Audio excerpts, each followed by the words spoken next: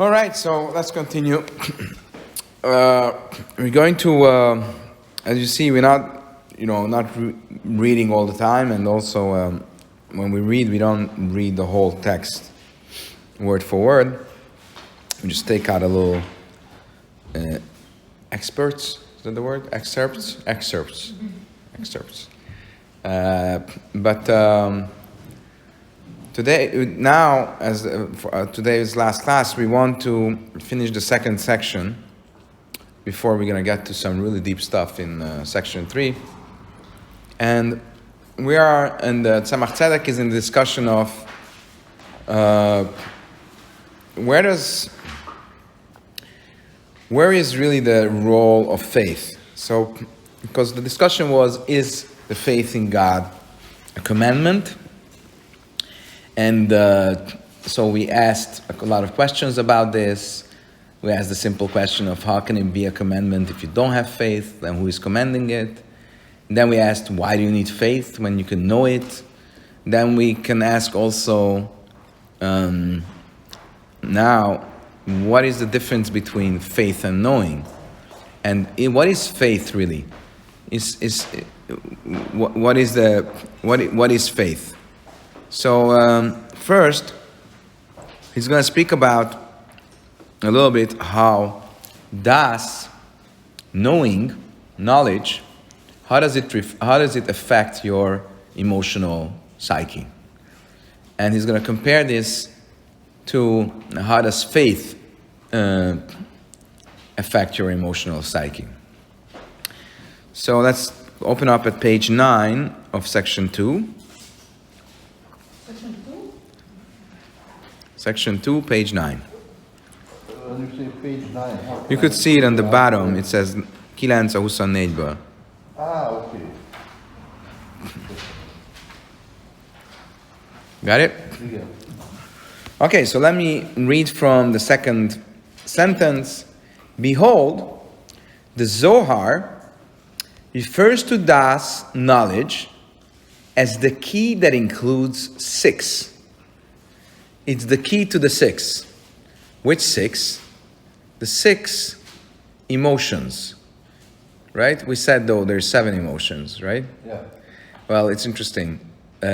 Usually in Kabbalistic texts and also Hasidus, it doesn't call it 7, it calls it 6. Because really, the last one, Malchus, is, as I said, it's already the way it's perceived by you. It's not in me. So therefore, Malchus is not included in the emotions, really. The same way that Kesed, at the top of the game, is not clear, is it ground 0 or ground 1? Is it your essence or is it an attribute? Similarly, at the end of the game, Malchus, is it really part of you? Is it part of the other? And this is really when it comes to speech.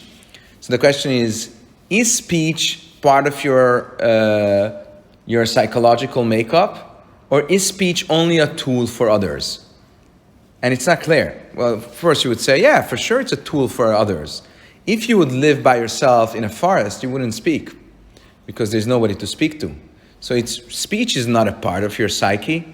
It's a part of, it's really for the others. And if it's so, then I don't include it in the emotional building blocks of your psyche. On the other hand, we do see that even if you live in a forest by yourself, you would speak a bit. Like sometimes you would sit with yourself and speak. And we also see that when you speak, somehow it has a boomerang effect on you. So let's say you speak to somebody about how much you love him, then you feel that the love became stronger. Like you hear yourself saying, I love you, and it makes you even have like an urge to say it. Nobody asked you to say it, but you're saying it because it somehow makes the emotion stronger. And the same is true with let's say you're upset. If you start saying how upset you are, you really get into it, and you're like, and you all get hyped up, and you become more upset. That's why it says that when you're upset, you shouldn't say anything. You just be quiet for a little bit, and then it will go away. If you start speaking about it, you'll be like really getting into it. So therefore, malchus, which is speech, is similar to keser, which is it there, isn't it there? We're not sure if it's part of the 10 or not, but usually we don't call it 7, we call it 6. By the way, just, in Kabbalah and Chassidus, everything is a reflection, as we mentioned in the first lesson, and we say that all these things are the building blocks of everything, right? All these sefirot are the building blocks of everything. It says in Chassidus that the 3 dimensions, which are actually 6, right? Because in the sense that there is forward, backward, left, right, up, down, that's 6. So these shishak tzavot, the 6 edges, are their reflection of the 6 sefirot, but that's just on a side note. So we're speaking about the 6 sefirot. The 6 emotional attributes, their key is das. What does it mean that their key is das? The key to that door, the way you open up the door to the room of emotions is das. Well, you know already why it's that, because we said this is your bottleneck. If you want to get an effect on your emotional life, you need to get das. Das is knowledge. Now, till now we explained this simply just that it means that if I understand something, it doesn't mean I'm going to have a feeling for it, right?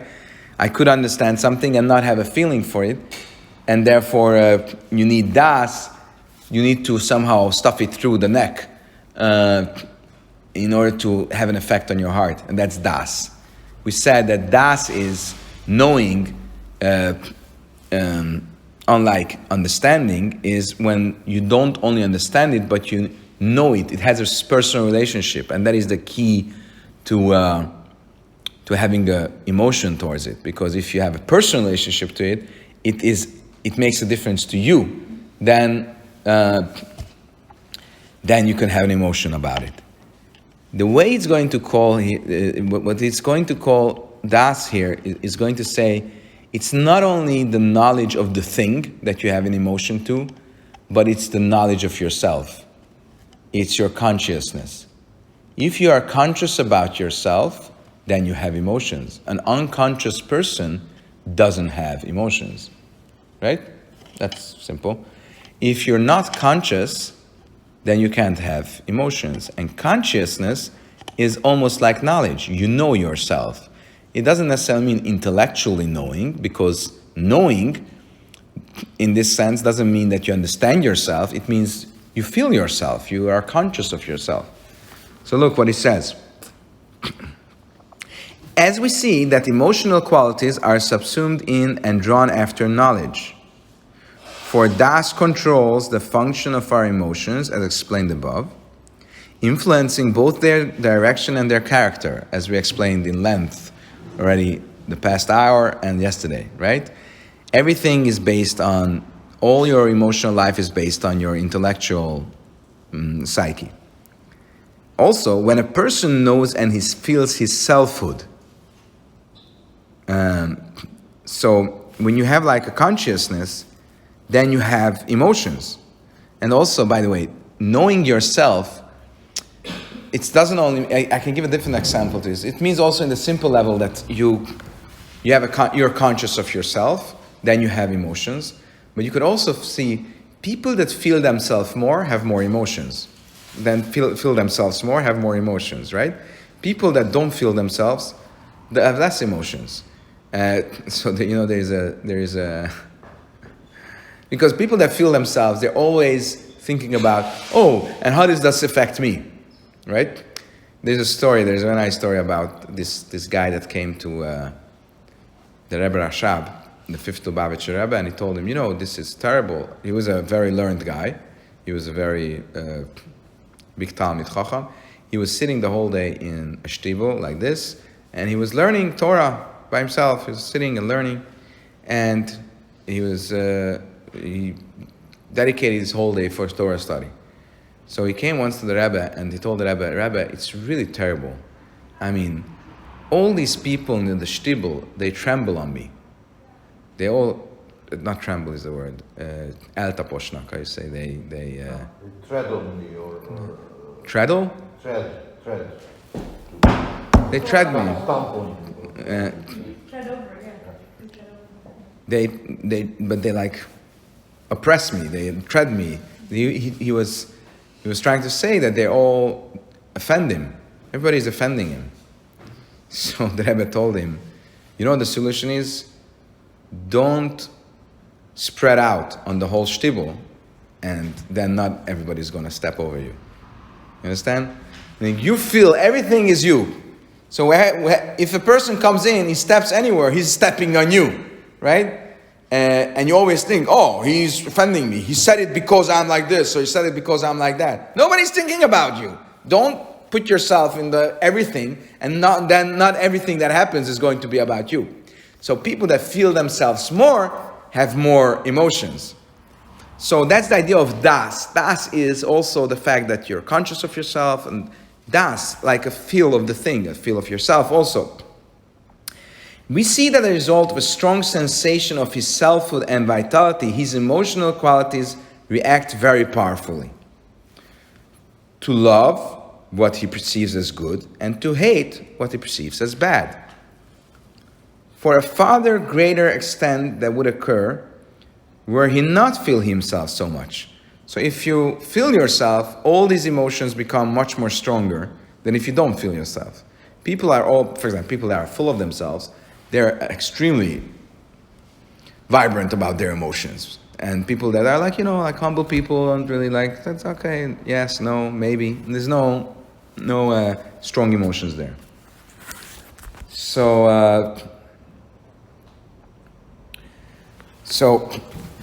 go to the next page. Because the third line, because the emotional qualities are drawn after das, which is also the sensation of selfhood described above. Therefore, it is called the key to 6 emotional qualities. What are the 6 emotional qualities? Chagat, Chesed, Gvura, Tiferes. I see here Gvura, he translated might. Netzach, Hod, Yesod, victory, glory, and foundation. For it functions as a key that unlocks the activity of emotional qualities. So knowledge, das, is the thing which is a key to emotions. It unlocks them. By arousing them, or by shutting off their expression, by diverting one's attention. Okay? So this is the idea of das. Now, let's jump to faith. Go to next page, middle of the page. In sacred text, faith, by contrast, is called a crown.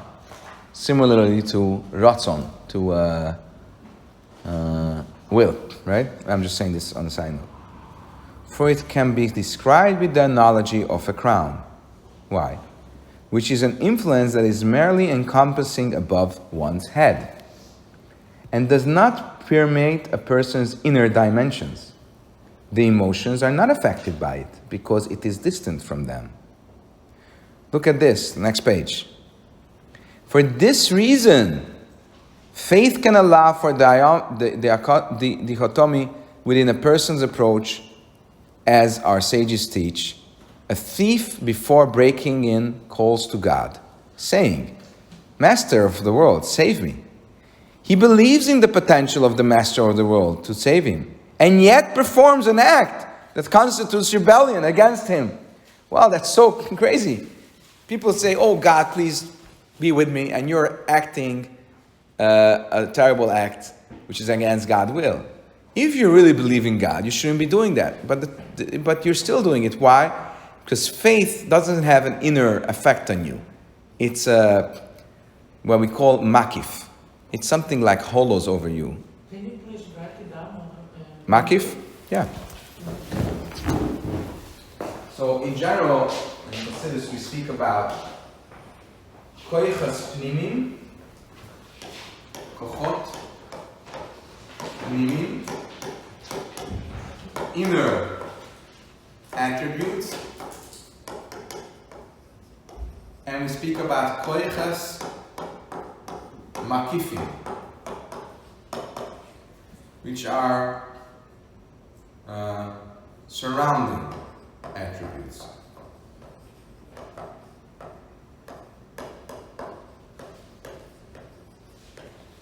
So, emunah, faith, is a makif attribute, right? It doesn't necessarily have an inner effect on you, because it doesn't affect your emotions. Anything that is, or your intellect. It's not your intellect. Faith is not intellect, right? We said it's kind of like a trust type of thing. But it's not, because it doesn't have the intellect part to it, it's not going to have also the emotion part of it, right? For example, I have even my emotional life towards you. So I know you're smart. I love you being smart. I trust you're a straight person. You're a correct person. I'm not going to love you being correct because it's not knowing. It's just I put my trust in you. So therefore, it doesn't have an inner effect on you. And this is the idea of faith. Faith is not something that's going to have an inner effect. Now, what he's going to say here now is that what he's going to conclude, that we might want to explain that really the mitzvah of faith is not so much faith, it's more knowledge. So you have faith in God, but does the fact that you have faith in God doesn't mean that you know God, and if you don't know God, you cannot love God. So in order to come to an emotional relationship with God, you need to get to know God in whatever that knowledge means. It could mean Yedias HaMetzius, Havonas HaMahus. It could mean the knowledge of existence or the understanding of essence. As we explained, there's two levels of knowledge. But it's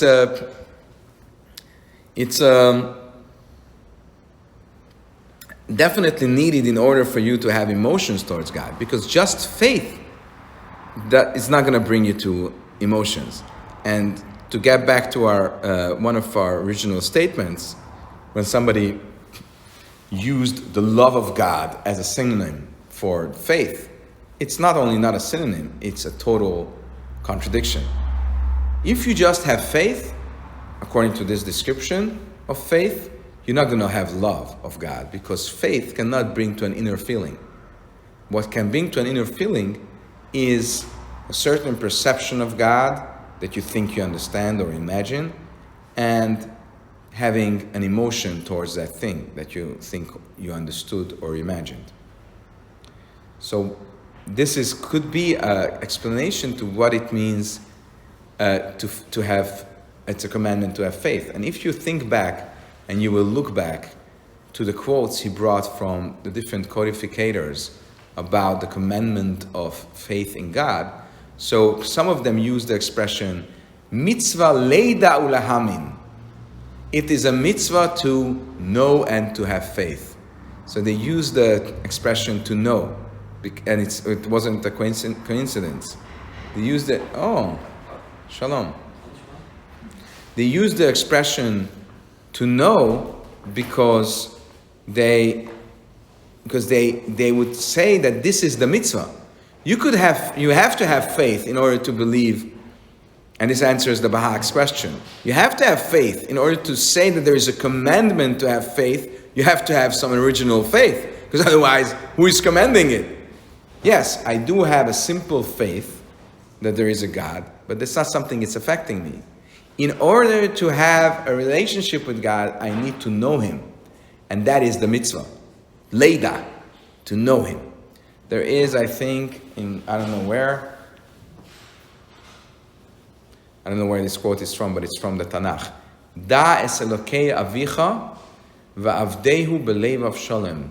You should know God, your Father in heaven, and you should serve him with a full heart. What does that mean? It means it's not enough to believe in him, to have faith in him. You have to get to know him in order to serve him with a full heart. In order that your heart should have a feeling towards him, you need to understand some of him.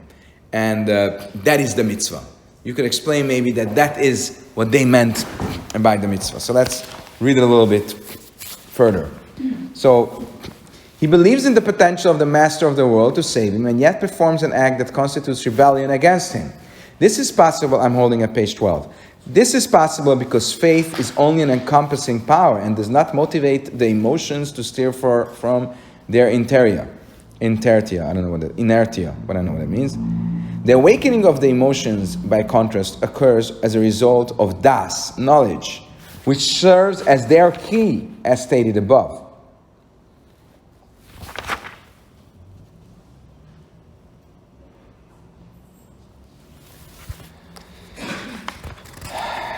Okay, now we will jump to page 14. This knowledge is the key to emotions, which are the fundamental elements of our personalities, causing them to be drawn after das. Here it is. As it is written, and you shall love your God because he is your life. So this love is the source of the observance of the 248 positive commandments. For just as a person loves and desires to do things that are necessary for the existence of his soul and body, so too, and even more so, will he desire to perform the mitzvahs of God, which sustain the revelation of godliness that has been drawn into the worlds. For this is true life. Okay, I'm gonna go for a little side note. It says one of the things that Chassidus speaks a lot about is this idea of emotions towards God. So Chassidus says that in order to serve God with a full completeness, you need to have emotions. You cannot just be practicing the mitzvot, the Jewish rituals. You need to have emotions driving them. The Zohar says that having the mitzvot without emotions is like having a bird without wings. There's a story of, so that you have the bird, you have the practice, but they just don't lift up. Bye. We have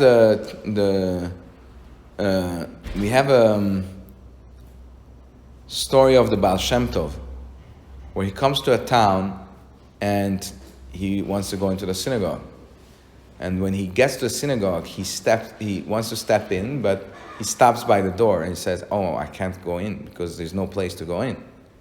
So they tell him, "What do you mean? It's empty. The room, the hall is empty." He says, No.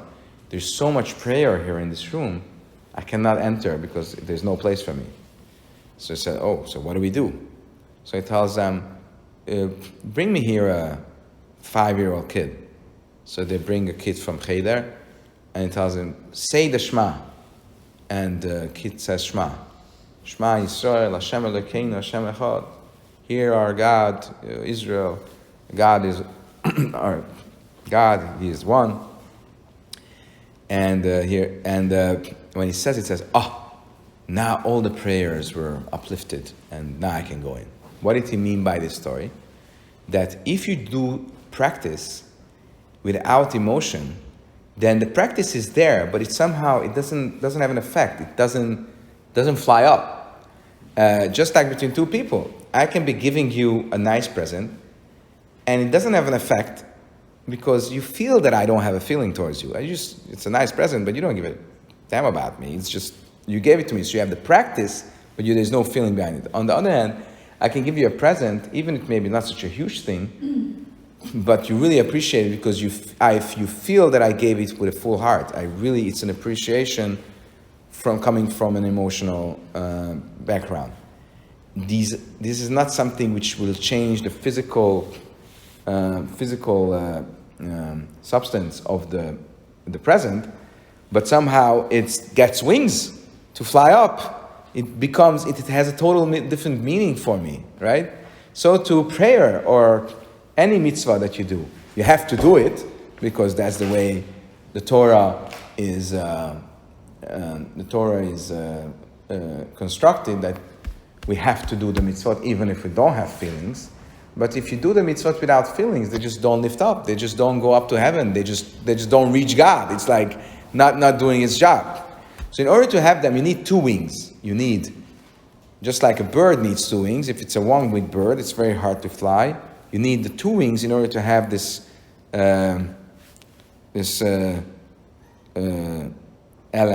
contradicting force in order to fly up. What are the two wings? Chesed and Gvura. Ahava and Yira. The love of God and fear of God. You need both wings in order to get uplifted and able to fly up. How do you get to love God or to fear God? That's practically the main question that Chassidus deals with throughout. So we mentioned we mentioned before that there's two types of Chassidic texts. There is the intellectual texts and the serving texts.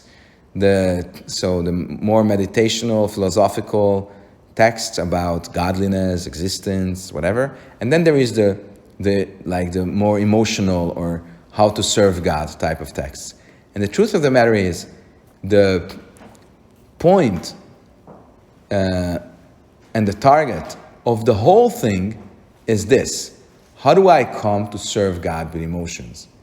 And the point of Chassidus is, if you want to serve God in a real way, with emotions, you need to have the intellectual background, you need to meditate about God, you need to have das, you need to have knowledge, because if you don't, you're never going to get to emotions. And if you don't get to emotions, you can be doing the practice of Judaism, but it's not going to be uplifted, it's going to stay down.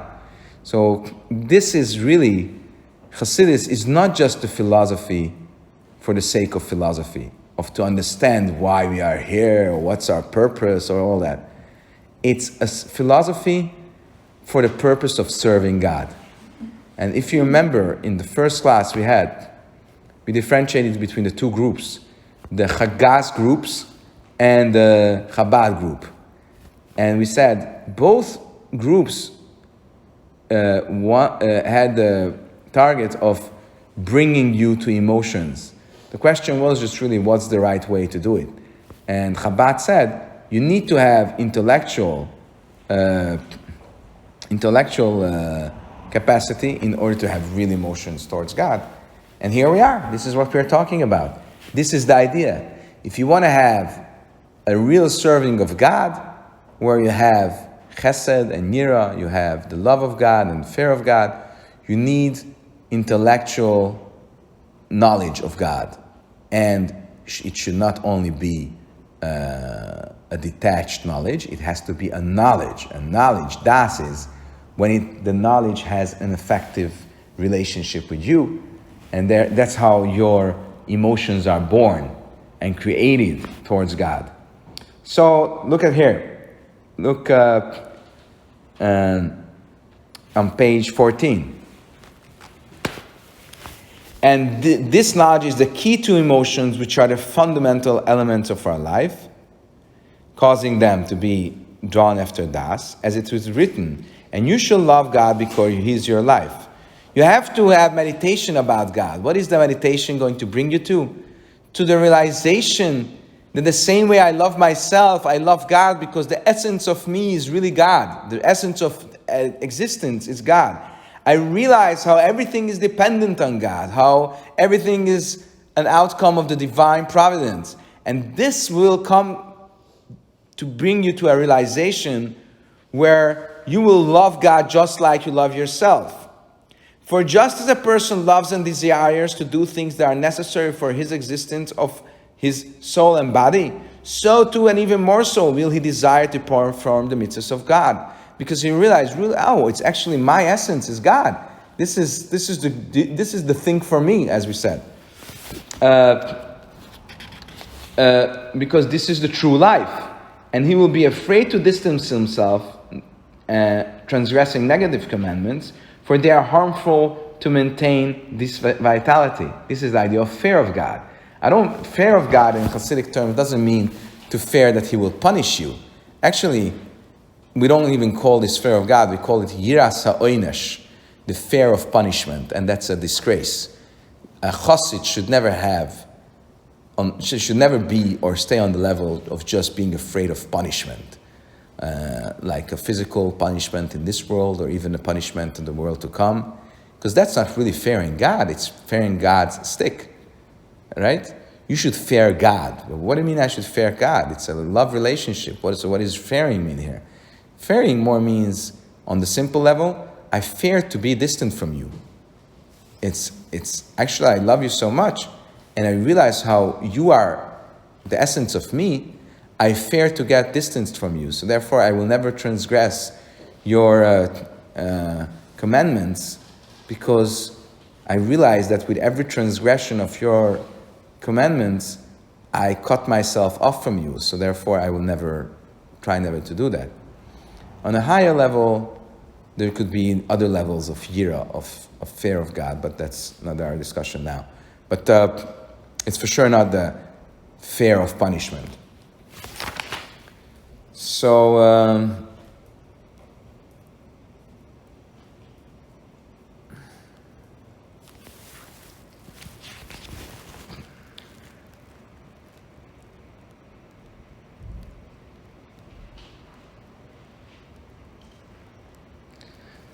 look at page 16, towards the middle, a little bit above the middle.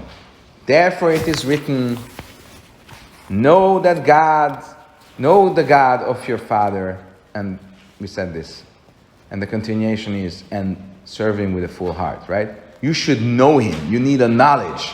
The emphasis is placed on knowledge. One must endeavor to know those aspects of God that one can relate to through knowledge, and deepen his thought concerning them.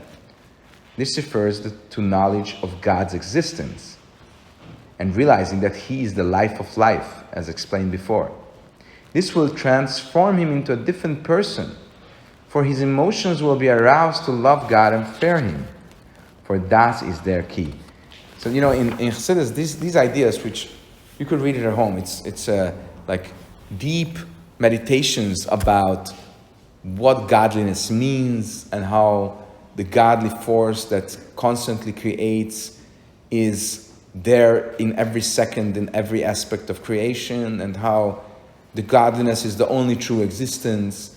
These type of meditations are to meditate in prayer, for example. So you'll think into them in prayer, and when you think into them, this will arouse your emotions towards God. And this is the key to serve God with the real essence.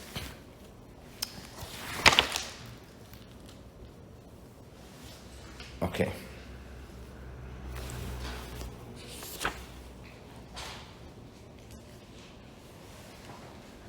So look now on page 18. So it says, and on the basis of all the above, it is possible to explain the views of the sages who counted the number of mitzvahs, who debated whether faith in God should be counted as a mitzvah or not, right? That's what we started off with. The opinion of the author of Halachas Gdeilas is that since the fundamental aspect of the knowledge of God's existence, Halachas Gdeilas is that since the fundamental aspect of knowledge of God's existence is grasped and produced feelings as explained above, it is not appropriate for there to be a commandment concerning this. For the concept of a commandment is only regarded with a matter in which a person is presented with a choice, whether it be expressing a character trait, a thought, or a statement, or an action, whether to think or not to think, or to say or not to say, or to do or not to do. These are all what the commandments are about. However, with regarding something that is felt and obvious to the eye, how can there be a commandment regarding it? So it's not only a question of how can be a commandment if you don't believe in it. It's also a question, it's so obvious that there is a God, so why should you have a commandment in saying you should believe in a God? So how can one command that something obvious be felt or charge that it not be felt when it is consciously felt? Just like you feel yourself, you feel godliness. You feel that there is a force in you, and if you'll think into it, you'll realize it. So what's the reason to have a mitzvah like this?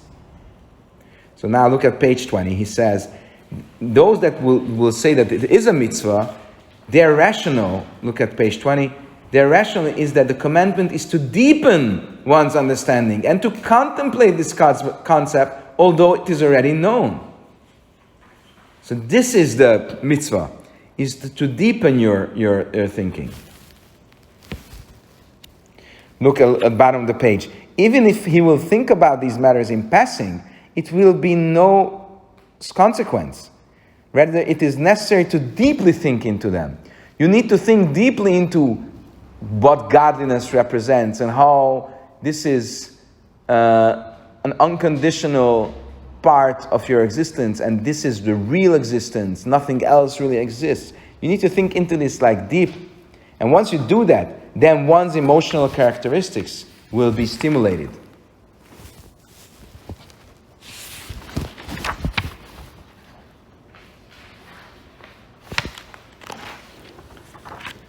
So, before we end off, let's just summarize. So he's saying like this. The answer to the question which was asked, what was the question? The question was two things. Number one, why do you need a commandment? No. How does it make sense to have a commandment if you don't believe in a commander, right? So that was just a technical question. Technically, it doesn't make sense that you should be commanded to believe in a commander than who commands. That was question number one, if you remember at our first discussion. Question number two was, you need faith for God. It's something you can come to by understanding. Here he says even more, we didn't read it, but he says even more. It's something that is so obvious that just same way you feel yourself, you feel God, you feel an energy in the world, you feel an energy in the universe. It's obvious. You don't need a commandment for this. So he answered now. What's the answer? The simple answer is, you need to know, which means you need to contemplate. You need to deepen your understanding of this. Because if you just know it by, okay, I know, then it's not going to have an effect on your emotions. And God wants you to love Him. In order to serve God, you need to have feelings behind it. And to get there, you must have contemplation, meditation, because all emotions come from your intellectual capacities. This is answer number one. Now we're going to say answer number two, which is not going to be understood what it means, but this will help us to move to our next section tomorrow. So answer number two is like this. Because, just one second. Answer number one is, yeah, you have a simple faith, it's true, everything, but the mitzvah is to contemplate on godliness, deepen your understanding of godliness, right? That's the mitzvah. Or, answer number two is, no, it's not just about deepening your understanding of godliness. It's about having faith in that side of godliness that you cannot understand. Okay? So if you remember that we spoke about Memale Kol Almin and Sovev Kol Almin? Remember these two topics? The godliness that comes into the worlds, the inner revelation of godliness, and the godliness that surrounds the worlds. We gave even an example of a master and a student. The master teaches the student, and in order for him to teach the student, he needs to simplify his message. So he gives over a very simple version of his deep understanding of the topic to the student. So the student will take it internally, that understanding. But there will be a lot of stuff that was not given over to him. And the student will feel, this surrounds me, but he knows it exists. There is yedias hametzius, there is a knowledge of the existence of the thing, but there is no understanding of its essence, no havanas hamahus. So, what he says here like this, godliness, you can sort of understand it. You could understand that it exists. You could know get to know the way that it exists in relation with you, but there's a level of godliness, the essence of godliness, you can never understand. And you cannot understand it by definition, because that's the idea of infinite essence. But we want you to have a relationship also with that side of God.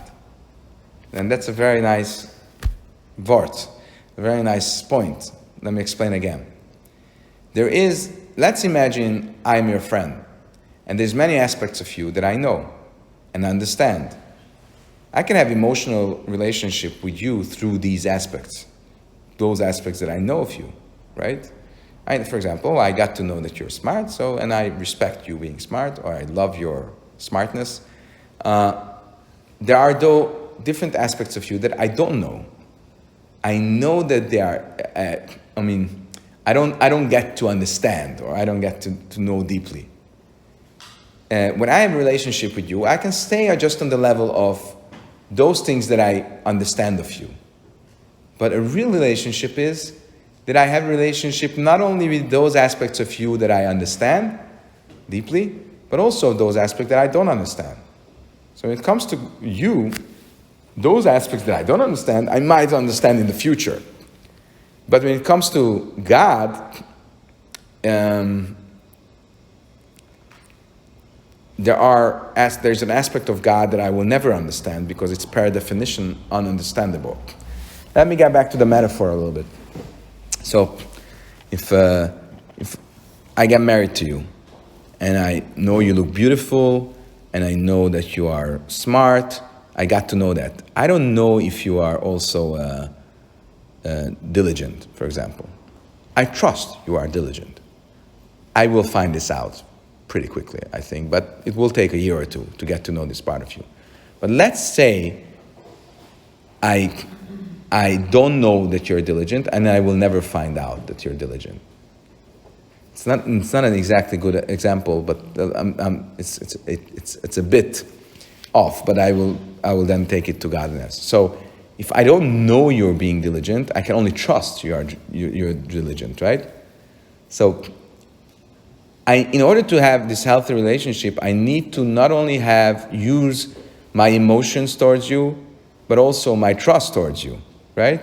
So I will use my emotions towards the things that I know and understand of you. So for example, I know and I understand that you're beautiful and you're smart.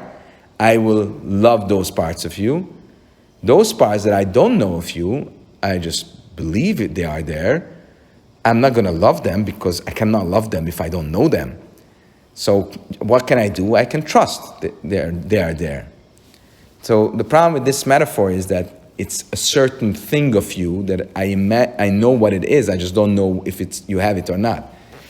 But if we speak about godliness, the aspect of the essence of godliness is not something I can even imagine, because it's something infinite, and you can only imagine finite things and not infinite things.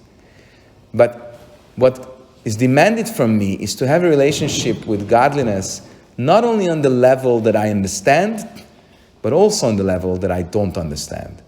And that's the idea of faith.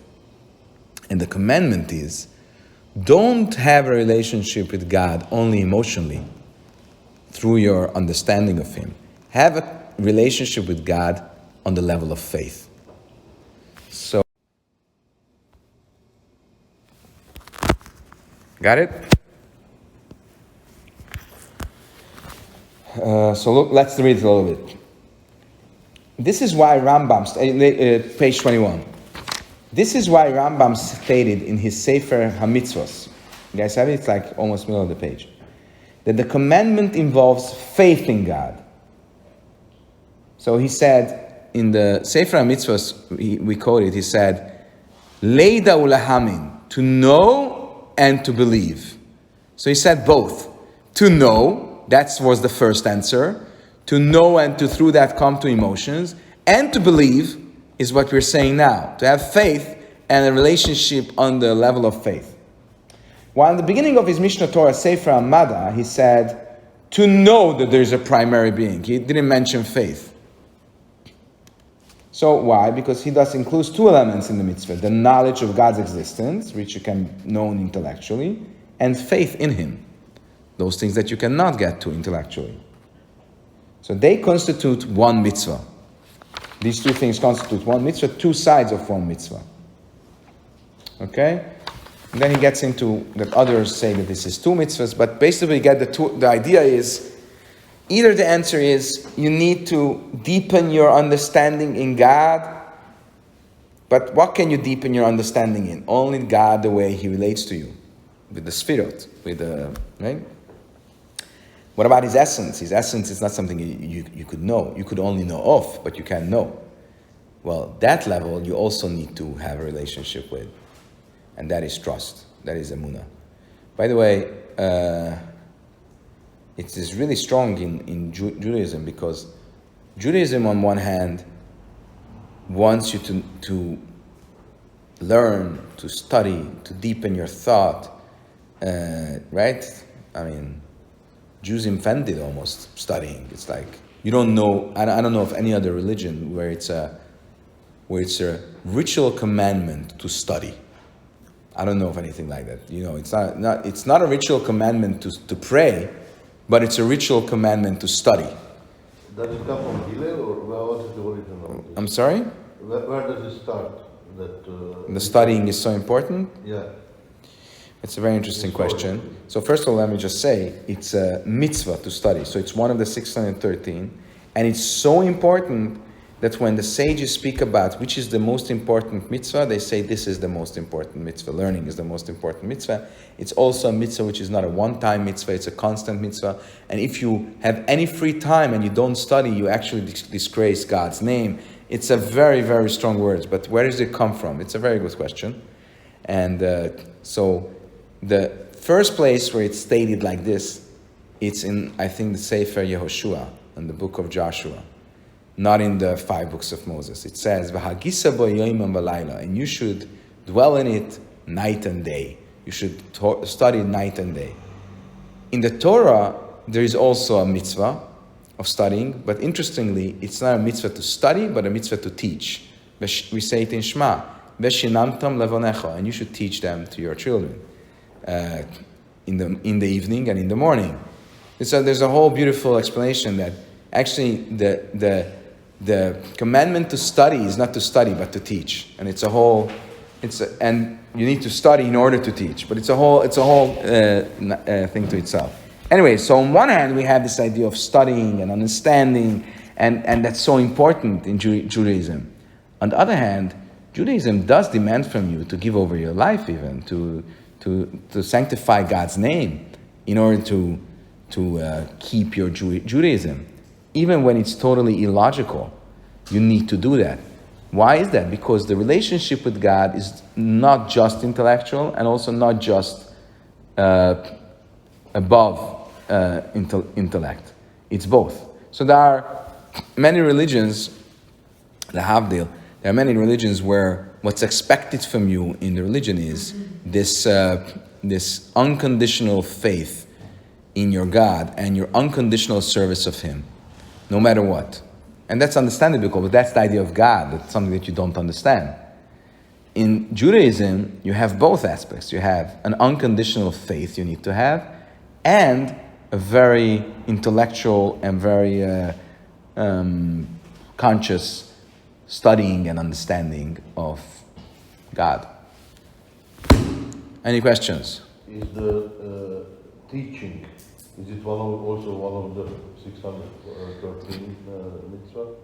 Well, I think the debate is... No. I think the debate is whether or not... Because you can only... all the 630 mitzvahs have to be found in the 5 books of Moses. So the fact that in Joshua it says, "V'agisa bo yoimim v'layla," that you should dwell in it day and night, that shouldn't be a source for a mitzvah. So if so, then the question is, what is the mitzvah? Learning or teaching? I think this is a debate. Is v'shinantam levanecha the mitzvah itself to teach, or v'shinantam levanecha, you should teach your son, shows us that there's a mitzvah to learn, and in order to do that, you need to teach your son. I think something like this is yeah. Okay. Anything else?